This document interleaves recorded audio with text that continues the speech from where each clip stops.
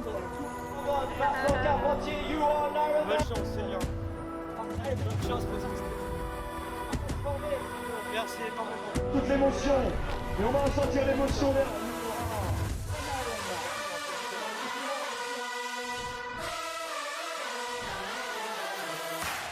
Salut la team, c'est parti, du vlog incroyable, on est première année 2024, c'est un long prépa d'un faut avoir faire cet Ironman, ce full Ironman en moins de 10 heures.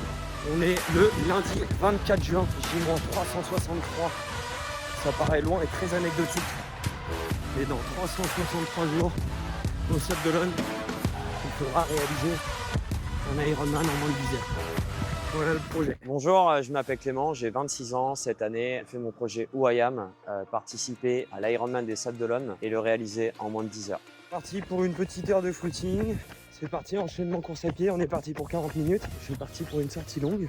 On est à 11 jours des Frenchmen de Carcan pour le format L. J'ai une grosse douleur sur le tibia à la gauche. En ce moment, le moral est pas au mieux. Et selon Clément, mon kiné, un espèce de syndrome d'éloge. Pour l'instant, la motivation est à 6 sur 10, juste au-dessus de la moyenne. On reprend tranquillement. Séance de côte pour aujourd'hui. 8h15 d'entraînement avec 30 km de course à pied, 4h15 de vélo avec 127 km et 1h20 de natation avec 4000 mètres. Donc il faut savoir que là, les douleurs ont complètement disparu. C'est quand même une très bonne chose. Réveil à 6h, 6h30, ça pique un peu, mais bon, en juillet, il est 7h15. Faut que j'enchaîne avec 10 km de course à pied. J'ai la flemme là. Sortir un peu plus longue. Je suis revenu de Majorque avec les copains. 45 minutes d'échauffement, Z1, Z2. Derrière 6 fois 1 minute à bloc. 5 minutes de récup. Sur le papier, je me dis peinard. Bah attends de voir le prochain intervalle dans quel état je vais terminer. J'ai débuté la prépa que j'ai appelée comme projet UIAM, monter en puissance tranquille jusqu'à décembre. On reprenait les entraînements, essayer de faire un maximum de volume. Prendre du plaisir aussi parce que qui dit saison hivernale. Bon, voilà, la séance est terminée. Je suis trempé. Dit beaucoup de passages dans la maison, tu t'entraînes dans le froid, dans la nuit, sur le home trainer. Donc j'en ai marre de rester sur mon home trainer à faire des séances pas possibles de 2h, 3h. Mais qu'est-ce que tu veux qui m'arrive à cet instant précis? Un gravel, du soleil, de la prairie, incroyable.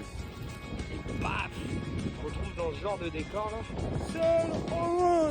Grosse semaine à venir. Bon, fin de séance. Comme vous pouvez le voir, on part pour une sortie de 3h30 aujourd'hui. Bon, après avoir nagé à la débauche, 2000 mètres pour apprendre 2000. On aura fait 15 heures cette semaine pour la première fois de mon life. On voit 5 fois 300 récup 100. Il y a 40 minutes d'échauffement. Petite recharge glucidique.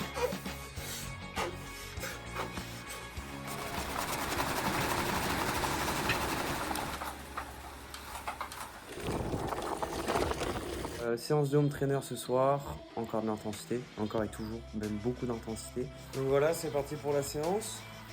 J'aime bien regarder des vidéos YouTube, mais aujourd'hui pour une séance de côte, ça me... À partir de janvier, j'ai commencé à axer du coup la prépa plus côté performance, notamment avec 10 km, où j'ai pu faire mon record. Hâte d'y aller. Et voilà, 1er janvier 2025, déjà à l'entraînement, bah oui. Ça commence à se concrétiser, parce qu'à chaque fois on dit ouais, 22 juin 2025, Ironman. Tu sais, tant que t'es en 2024, tu penses pas forcément. Mais là, c'est concret. Je voulais être très bien entouré. On sait très bien qu'on ne peut pas être sur tous les fronts. Il y a l'aspect sportif, ça qui dépend de moi et d'un coach. Moi, j'ai choisi Guillaume Belgi. Et puis, la genèse de ce projet est venue aussi avec Giant, avec Roland, du coup, qui m'a dit ton frein, c'est l'économie par rapport au vélo. Moi, je suis capable de te proposer de te mettre ça à disposition. J'ai enrichi du coup mon équipe avec Ophélie, qui s'occupe de l'étude posturale. Et puis, pour terminer, comme toute prépa, il y a des petits pépins au fur et à mesure qui s'ajoutent, notamment physiques. Et pour ça, j'ai fait appel à Miguel Delgado. Je me suis peut-être un peu trop entraîné. Ça commence à aller mieux. J'ai fait 3 semaines de down. Assez fort. L'épaule qui lâche, la cheville, tenseur du fascia lata. On a remis tout ça tranquillement avec Ophélie. Je commence tranquillement à me projeter, à faire de la visualisation. Imaginer sur ce tapis à l'arrivée, le tapis rouge. Après, du coup, il y a eu le marathon de Paris qui m'a quand même occupé pendant 2-3 mois, que j'ai pu partager avec Pam, un de mes meilleurs potes. On a été faire Paris, qui était une très très bonne expérience. L'ambiance était incroyable. Le monde, le temps que je visais a été atteint, donc forcément ça met en confiance. Et je voulais appréhender cette distance avant de pouvoir la faire après les 3,8 de natation et les 180 de vélo, pour que je puisse avoir quand même quelques repères, que ce soit musculaire, en termes de gestion d'effort, de la nutrition, etc. Et l'objectif était de basculer sur le triathlon. Donc j'avais prévu de faire le triathlon de Saintes, le triathlon de Carcan, donc le Frenchman de Carcan, pour arriver 3 semaines après Carcan à l'Ironman des Sables d'Olonne et être enfin prêt et avoir pris un maximum de repères. Je fais un Frenchman de Carcan avec des temps inespérés, j'arrive à faire une natation comme je veux, je fais un vélo bien au-delà de mon niveau, ce qui m'a toujours surpris. Et je fais un semi-marathon où j'arrive à plus ou moins gérer mon effort. Je visais 4h30, ce qui était très ambitieux. Je fais 4h22, donc du coup très content. Incroyable mise en jambes et en sensations pour l'Ironman. Et du moment où le Frenchman de Carcan se termine, je me dis j'ai envie qu'une chose maintenant, c'est d'aller à l'Ironman. Je le sais, je le sens, je suis prêt, j'ai très envie, je suis motivé comme jamais. Puis on est arrivé à l'Ironman des Sables d'Olonne, 3-4 jours avant. Je suis en totale confiance, plus aucun pépin. On fait les derniers réglages avec le coach, on fait les derniers réglages avec Roland. L'objectif, préparer une fusée, attendre le coup de pétard et puis, là c'est parti quoi. Et voilà, on est rentré dans Money Time, 48 heures avant l'Ironman. La diète va toujours être la même. Salut les amis, il est 4h10 du matin. On est parti pour s'envoyer un bol cake. Honnêtement, j'ai pas très bien dormi. J'ai refait la course 3-4 fois dans la tête, puis la chaleur, la fête de la musique. Bon, on va voir ce que ça va donner pour ce jour le plus long de ma vie. 5h31. Là, je m'apprête à aller au parc à vélo. Ce matin, je dois regonfler mes pneus, installer ma nutrition. Et puis après, tranquillement, j'irai jusqu'à la plage, sur le remblai, pour commencer à m'habiller, à mettre ma tenue, m'échauffer avec l'élastique, puis retrouver les copains, la famille, etc. Je voulais me remettre à la course à pied, mais pas comme ça. Merci beaucoup. Mais bon, on se retrouve là-bas, du coup. J'ai chié avec le stress, j'ai oublié 2 gourdes d'eau avec l'ISO dedans, ce qui aurait pu être fatal, pour faire une crampe au 60e. Après, la route est longue, quoi, donc heureusement, mais il m'a sauvé. Sinon, j'étais vraiment dans la merde, ça commençait mal. Tout ce monde, là, ça commence à me mettre un petit coup, de me dire qu'il va y avoir énormément de monde. J'ai hâte d'être sur le remblai, donc ça crie un peu, apparemment, tu t'entends plus respirer quand tu commences à courir, donc j'ai vraiment hâte. Je pense que j'ai dû dormir, si tu additionnes tout, 3 heures, 4 heures, à peine. Et t'arrives devant tous les restos avec des mecs qui ont des gros burgers sous cheddar et tout. J'avoue. Toi, t'es avec tes gels de merde et il te reste 42 km à faire. Putain. J'avoue. Donc cette avenue va être l'avenue un peu de l'enfer. Bon voilà, on arrive. Tout est en place. Il n'y a plus que tranquillement avec Marion et Méi à rejoindre le remblai, là où 3/4 de l'animation va avoir lieu, le début de natation, le passage du premier vélo et surtout les 4 boucles de course à pied. Je vois Marion qui est pleine d'énergie, je me dis putain trop bien de voir qu'elle déjà elle a la pêche alors qu'ils ont fait la fête la veille, ils ont fait le déplacement, etc. Donc je me dis déjà ça commence très bien.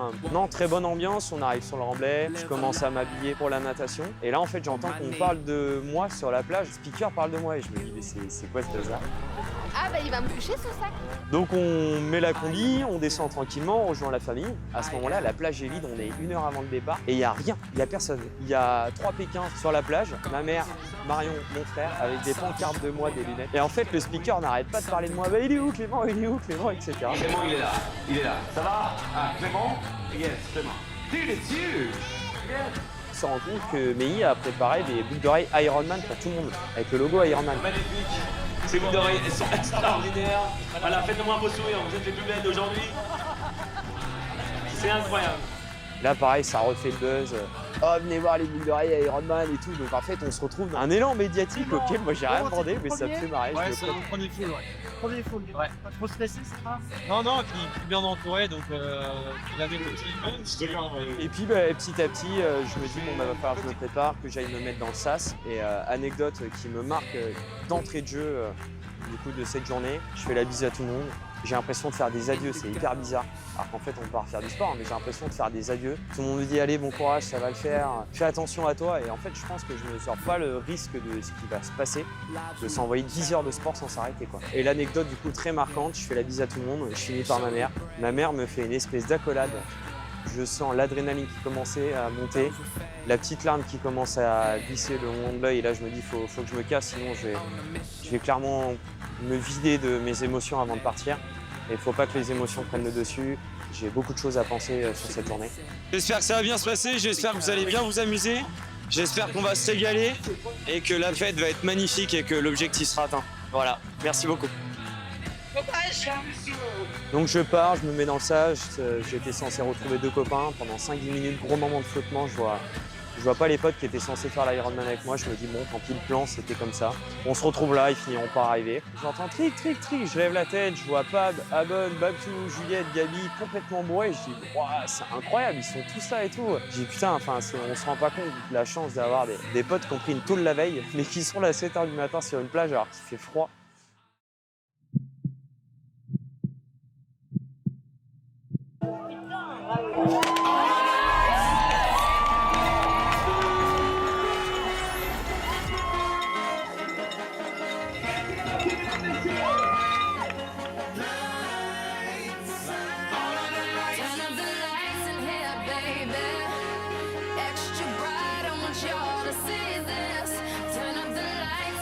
La natation, les premiers 400 mètres, j'ai l'impression d'être Léon Marchand. Je doute tout le monde, c'est incroyable, j'ai des sensations de fou. Et puis on arrive au moment du demi-tour où en gros on fait un angle droit.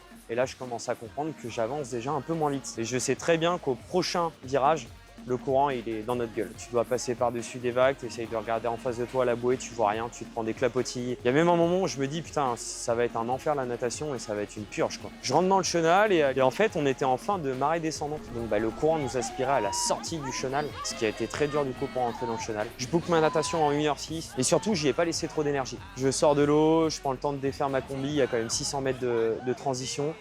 Je prends un gel, je prends le temps de m'habiller, etc. Je visais une transition entre 6 et 10 minutes. Je sors en 6 minutes, je suis bien, paf, je pars sur un remblai.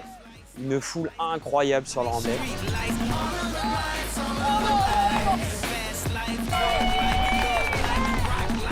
J'arrive à gérer mon truc et au bout de 50 km, je me dis on fait le bilan. Est-ce qu'on est dans les datas demandées? Est-ce que la moyenne de vélo est bonne? Alors la moyenne est bonne, mais les datas pas du tout. Et j'arrive pas à appuyer plus sur les jambes, quoi. Je sais pas, mais j'arrive pas à mettre la puissance demandée par le coach, mais à la fois la moyenne est là, donc je vais pas me prendre la tête. Je continue, je passe mes ravitaux et arrive le 100e kilomètre. Et là, gros coup de barre. Je suis en train de me dire, c'est bien, t'as fait 100 km, mais il te reste 80 km, quoi. Et là, par chance, je croise mon collègue Fred. Il me dit, écoute, je vois que t'es un peu dans le mal. Ce qu'on va faire, je vais me mettre devant à 15-20 mètres. Tu regardes juste mon vélo et moi et tu réfléchis pas. Le but c'est que tu roules à la même vitesse que moi. Et clairement il m'a sauvé parce qu'aller 110 jusqu'au 150, il m'a tiré, ça m'a permis de me remettre dedans, de reprendre des gels, d'essayer de repositiver. Et puis au 150e, je sais pas, élan d'énergie, les gels ont fait effet, j'ai bien mangé, j'ai bien bu, le parcours me plaît. Et là, c'est parti. Sur les 30 derniers kilomètres, je m'envoie très très fort. Et puis, anecdote rigolote, il y a un pote d'enfance qui est venu. Il m'a dit, ouais, je serai là et tout. Et alors, lui, il a toujours la réputation d'être à la bourre. Bon, pas manqué, du coup, il a été à la bourre. Incroyable. Je croisais dans des bleds où il y avait personne. Et je le voyais comme ça. Allez, mon Clem, c'est très bien ce que tu prodiges. J'étais en mode, mais qu'est-ce qu'il fout là, lui? Lui, normalement, il est toujours à la bourre. Tu sais jamais où l'attendre. Et là, il était dans tous les bleds où je suis passé. Et mine de rien, ça m'a beaucoup aidé en termes de motivation. Tu te dis, 180 km, 5 heures de vélo. Tu croises personne que tu connais.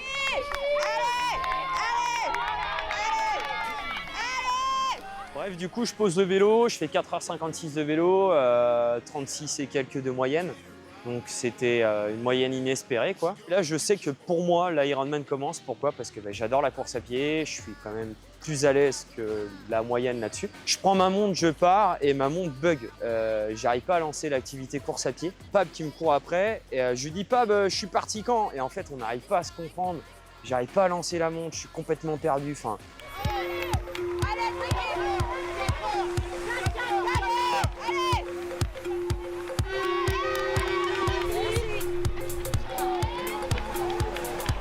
Un mot à dire? Je t'aime. Ah oui. Ah ouais.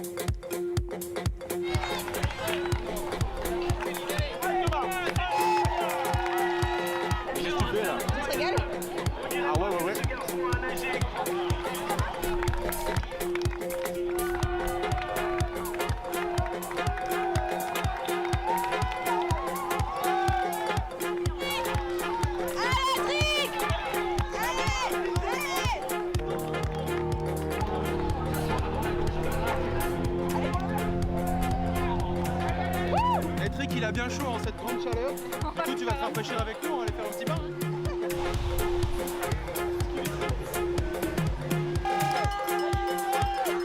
Tu sais plus où t'en es, tu sais plus ce que tu sens. Je mets ma montre et là je recroise Benjamin. Benjamin, un mec avec qui j'ai fait quasiment tout le vélo. Et je lui ai dit, tu vas voir, on va finir ensemble, c'est sûr. On a à peu près les mêmes niveaux, la même façon de voir les choses. Et je croise, je double une première fois et là on passe sur le sable. Le moment mortel, il commence à faire très chaud. On est aux alentours des 27-28 degrés, ressenti 31-32. Et après le sable, comme si ça suffisait pas, tu te tapes des marches. T'es bien dedans et là tu arrives sur le remblai. Incroyable, une foule, mais tu vois même pas les magasins, tu vois pas les bars, tu vois pas les devantures. Tu as des gens qui crient partout, il y a ton nom qui est marqué sur le dossard. Donc les gens crient « Allez Clément » partout. Et au moment où tu quittes un peu le remblai, là tu as des petites montées-descentes et je me dis « il faut que je me calme, un marathon c'est quand même long, il y a 42 km ». Donc j'essaye de caler mon rythme et on s'était dit avec le coach, le seul moment où on a le droit de ralentir le rythme, c'est sur la ravito. Tu bois, tu t'arroses, tu manges un bout s'il faut et on répète ça à chaque ravito. Tu dois passer à chaque ravito, c'est obligatoire au vu de la canicule. Première boucle, 4,45, je suis bien, je suis dans mes allures, je suis presque très facile. Deuxième boucle, je pars, je suis très bien aussi, j'ai croisé les potes, j'ai repris l'énergie, je sais à peu près où ils sont. Je sais à quel moment je vais reprendre de l'énergie quand je vais les croiser. Et je suis tellement dans le truc d'analyser un petit peu les gens qui sont autour de moi, d'analyser un peu comment je me sens, de réfléchir à en combien de temps je peux arriver que j'oublie de manger. Grosse erreur, 3 bornes après, voilà, hypo. Je commence à avoir les jambes qui tremblent, les mains aussi. Je commence à devoir froncer un peu des sourcils. Je sens que je suis, mais c'est des sueurs froides où je me dis je peux basculer de l'autre côté à tout moment.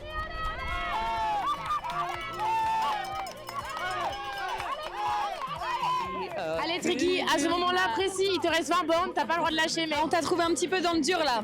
Un peu palo. Il reste un semi, mais on y croit, on a eu peur.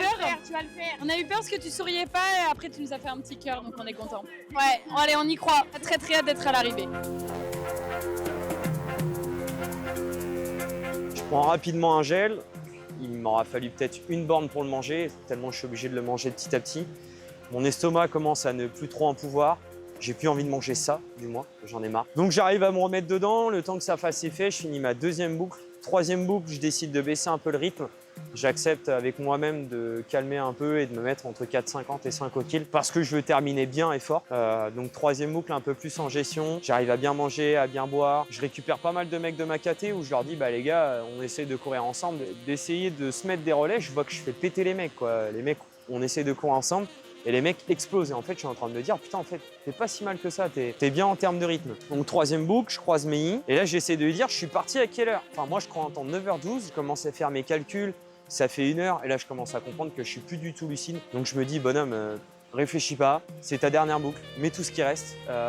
Vis les émotions au plus profond de toi. Prends tous les encouragements.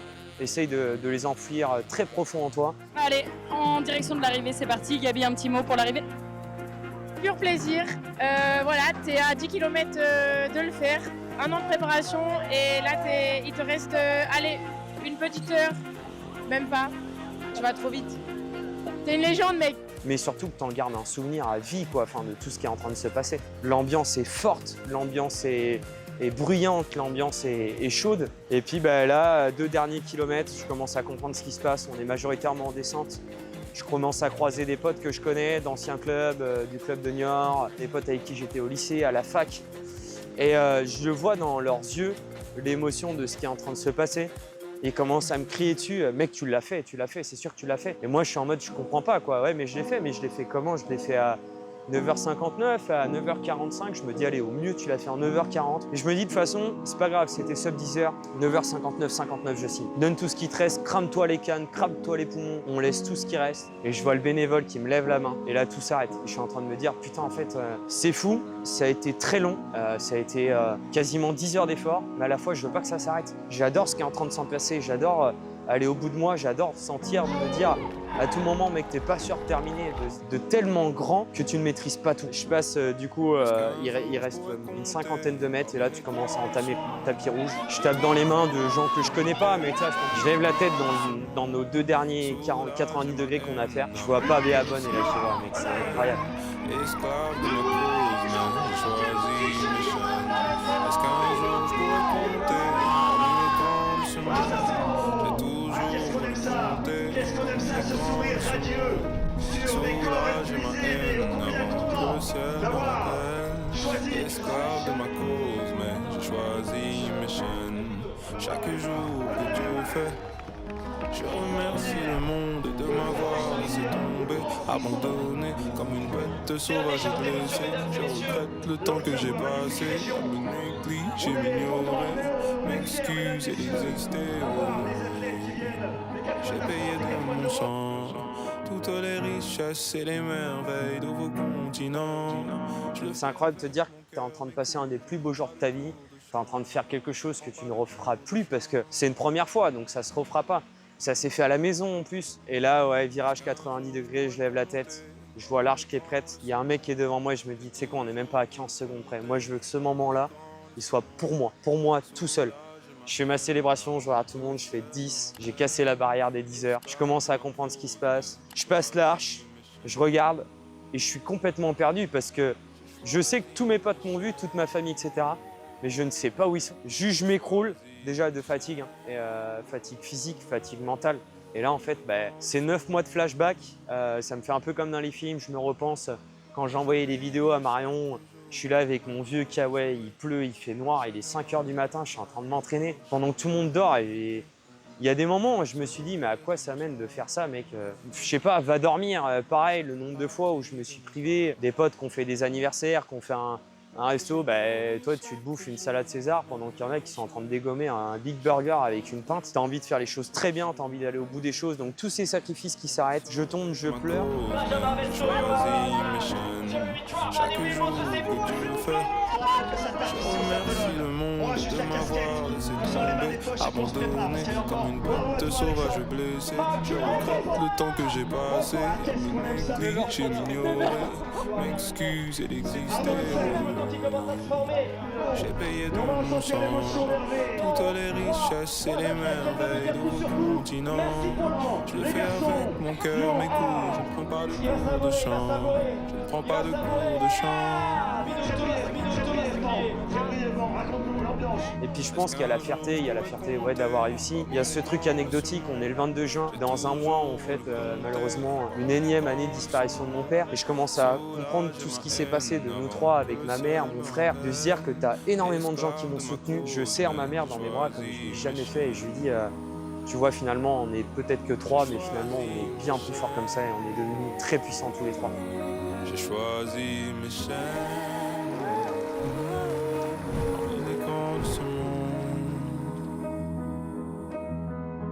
Et je bénis chaque jour qui m'a vu échouer. Chacun d'entre eux m'a rapproché de ma vérité. Elle m'a sauvé de mon sort, elle a guéri chaque partie de mon corps. Et je bénis chaque jour qui m'a vu échouer. Chacun d'entre eux m'a rapproché de ma vérité. Elle m'a sauvé de mon sort, elle a guéri chaque partie de mon corps, chaque partie de mon corps. Est-ce qu'un jour je pourrais compter parmi les grands de ce monde? J'ai toujours voulu compter parmi les grands de ce monde.